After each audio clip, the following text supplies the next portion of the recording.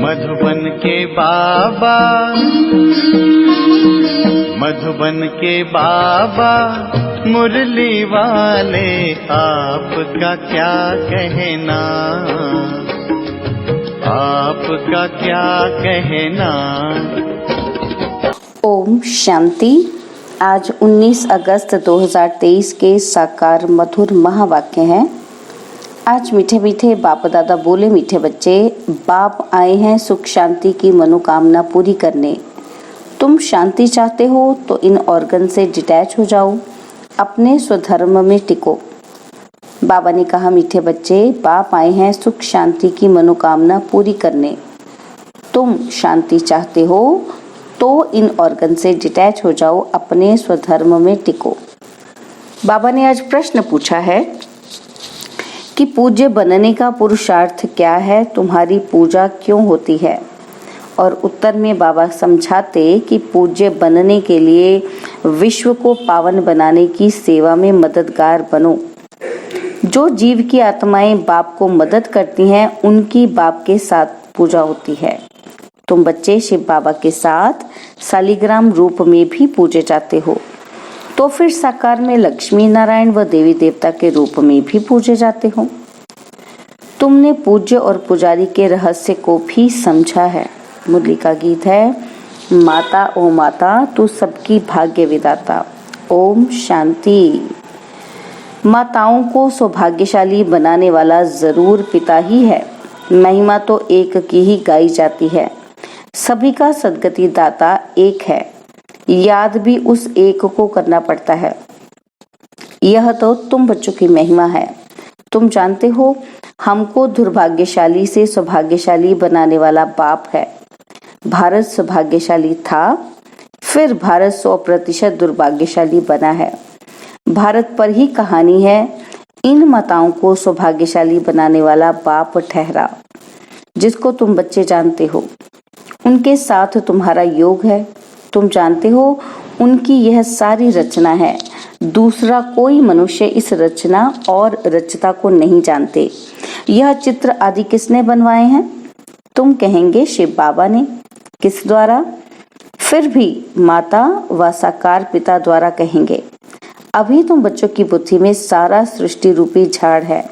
सृष्टि कितनी बड़ी है। वास्को डी गामा ने सारी धरती का चक्र लगाया। पिछाड़ी में सागर ही सागर है, आकाश ही आकाश है और कुछ नहीं। यह सब तुमने स्कूल में भी पढ़ा होगा। बाप फिर सब बातें नटशल में समझाते हैं। तुम जानते हो, भारत में 5000 वर्ष पहले बरोबर सतयुग था। सतयुग में सिर्फ भारत था, और भारत में भी कितने थोड़े होंगे। अभी तुम कहेंगे कि हम सूर्यवंशी राजधानी के थे। यमुना के कंठे पर श्री कृष्ण की राजधानी थी। ऐसा गाया जाता है। दिल्ली को ही परिस्तान कहते हैं। पहले पहले जरूर कोई की राजधानी होगी। तुम कहेंगे कि हम सूर्यवंशी राजधानी के थे, बाद में अलग अलग हो जाते हैं। तो प्रभाव वास्तव में जहाँ राज्य करते हैं वहाँ होता है। भारत का बहुत प्रभाव है। ये सब बातें तुम्हारी बुद्धि में टपकनी चाहिए, धारण करना होता है। शिव बाबा को ही फिर सोमनाथ, ज्ञान का सागर कहते हैं। सोमनाथ नाम पुजारियों ने रखा है, असल नाम है शिव बाबा। शिव किसको कहा जाता है? आत्माओं के बाप को। आत्मा तो बिंदी है। गाया जाता है, परमपिता परम आत्मा सुप्रीम सोल। सोल अर्थात आत्मा। आत्मा बड़ी छोटी नहीं होती है। बाप कहते हैं, मैं भी इनमें प्रवेश करता हूँ तो कोई को मालूम नहीं पड़ता है, परंतु समझते हैं कि भ्रिकुटी के बीच में वह छोटा सा स्टार है। स्टार है ना, तो कहेंगे मस्तक मणि। मस्तक में मणि है। मणि आत्मा को कहा जाता है। कहते हैं सर्प के मस्तक में भी मणि होती है। यह सब बातें वास्तव में इस समय की हैं। आत्मा रूपी मणि प्रकाश करती है, वह भ्रिकुटी के बीच में रहती है। बाप तो तुम बच्चों को रोज नई नई बातें समझाते रहते हैं। मुख्य बात समझनी है कि मैं स्वदर्शन चक्रधारी हूँ। बाप कहते हैं, मेरी जो आत्मा है उनको परम आत्मा कहते हैं।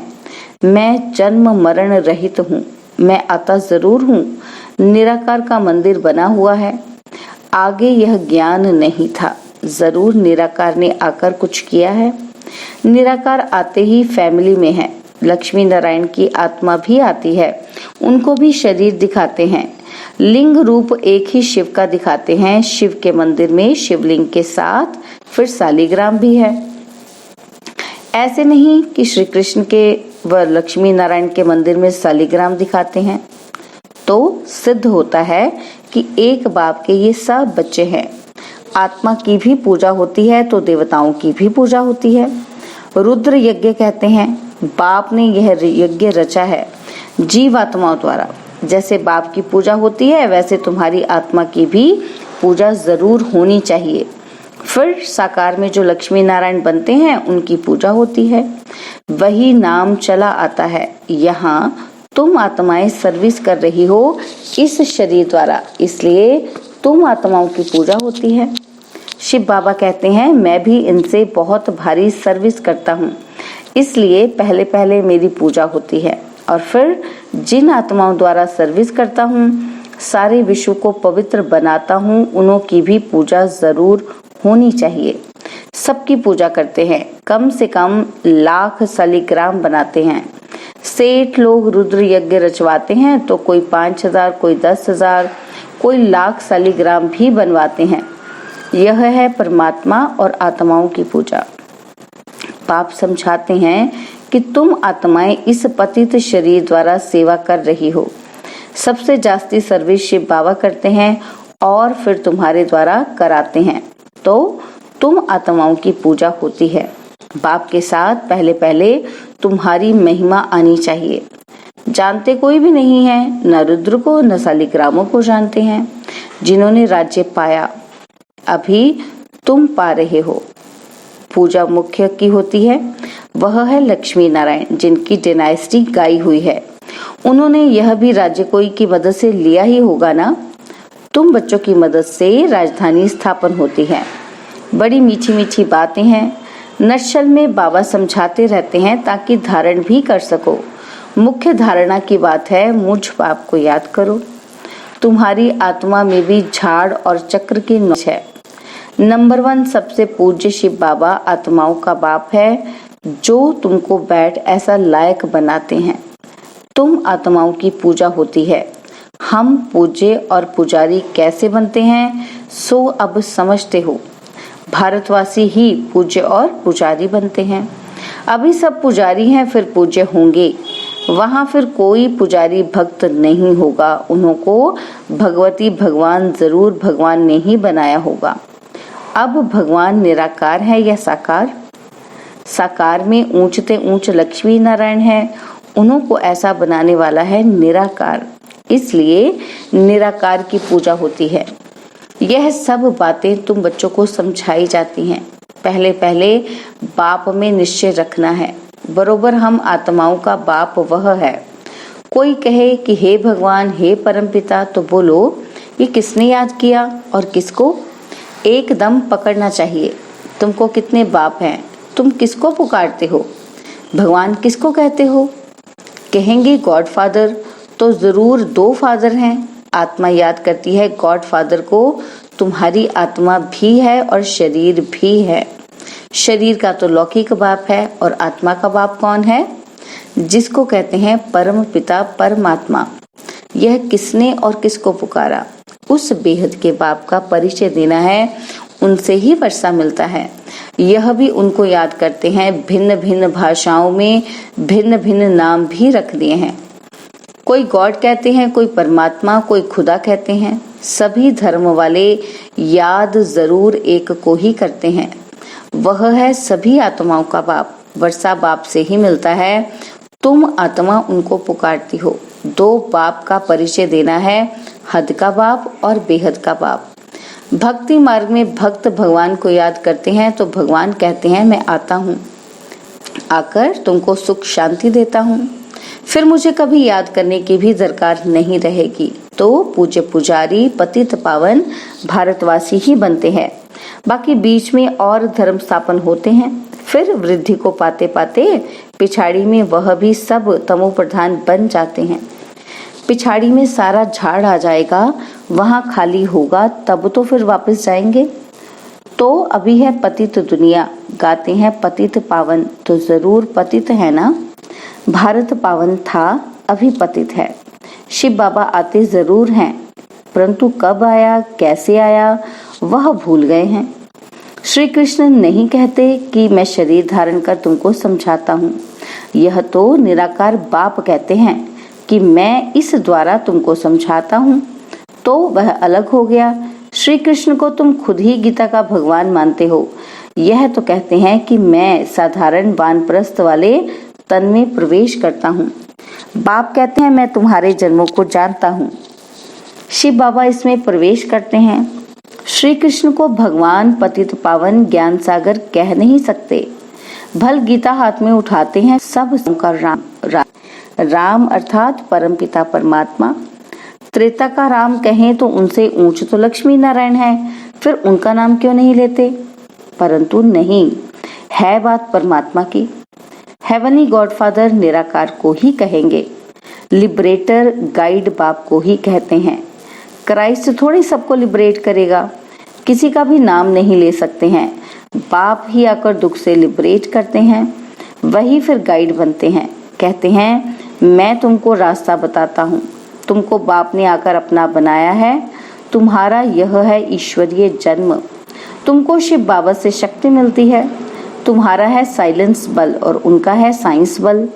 वह बुद्धि से काम लेते हैं, उन्हें साइंस घमंडी कहा जाता है, जिससे विनाश करते हैं। सुख भी साइंस बहुत देती है, फिर विनाश भी कर देती है। तुमको तो वहाँ एरोप्लेन आदि सब होंगे, हुनर तो रहता है ना। यह सब चीजें फिर तुमको काम में आएंगी। विलायत में बत्तियां ऐसी हैं जो बत्ती दिखाई नहीं पड़ेगी, सिर्फ रोशनी दिखाई पड़ेगी। सत्युग में भी ऐसी रोशनी रहती है। वैभव जो अभी यहाँ है वह तुमको वहाँ भी रहते हैं। तुमने साक्षात्कार किया हुआ है, वहाँ तो एक्सीडेंट आदि की बात नहीं रहती, दुख की बात नहीं होती। बाप आकर तुम्हारी सुख और शांति की मनोकामना पूरी करते हैं। मनुष्य शांति के लिए भटकते हैं, उनसे पूछना है तुमको अशांत किसने किया है? यह तुम जानते हो। अशांत ये 5 विकार ही करते हैं, परंतु यह समझते नहीं, यह भूल गए हैं। आत्मा शांत स्वरूप है।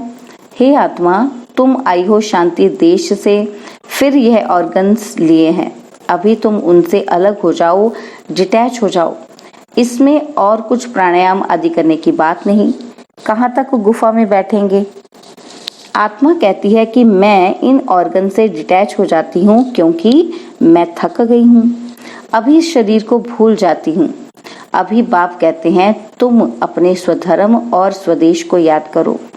तुम असल वहाँ के रहने वाले हो। अपने घर को याद करो।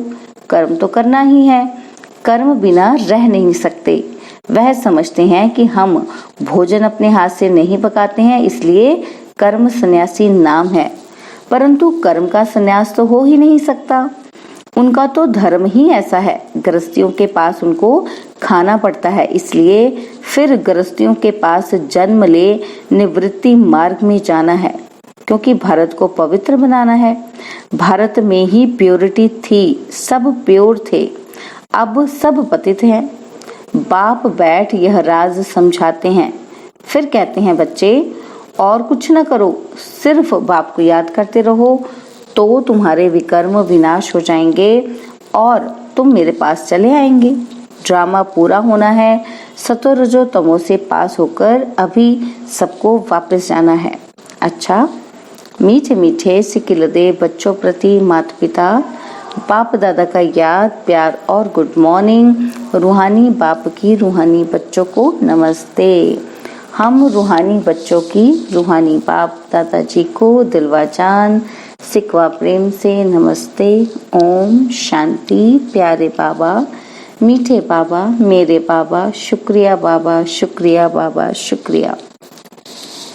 धारणा के लिए मुख्य सार है, पहला पॉइंट है स्वयं को इस शरीर में भ्रिकुटी के बीच चमकती हुई मणि समझना है, स्वदर्शन चक्रधारी बनना है।